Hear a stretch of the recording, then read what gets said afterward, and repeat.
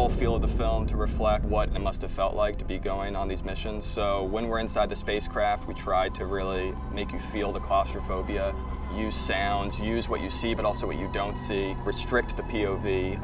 Again, really put the viewer into a totally immersive sort of experience. So they feel like they're launching into the air, they feel like they're hovering in space. It takes a certain kind of person to knowingly get into a plane that has never been flown and push it to its breaking point so that you can find its weaknesses and improve it. I think that says something about Neil, and in this specific flight that Neil took,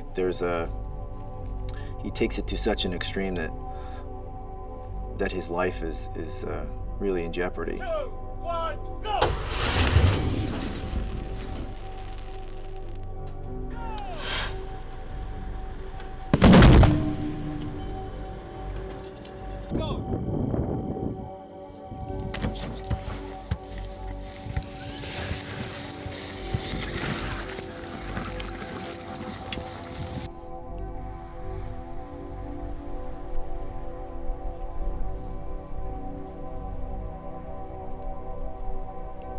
Damien and Ryan and Linus, the director of photography, everyone involved in this has given everyone their own responsibility, and there's been a tremendous collaboration.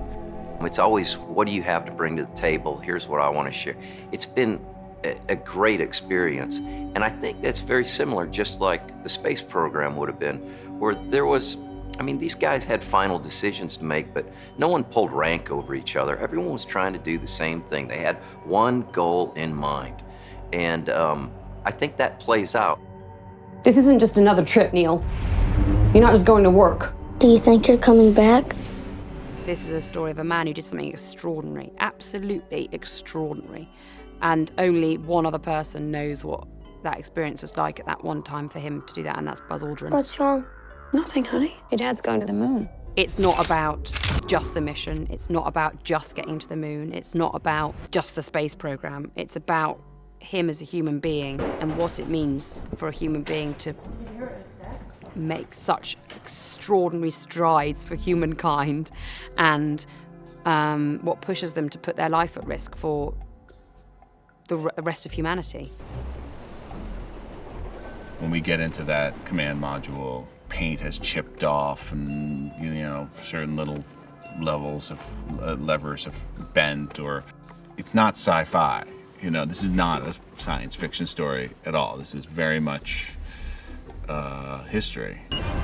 4, 3, 2.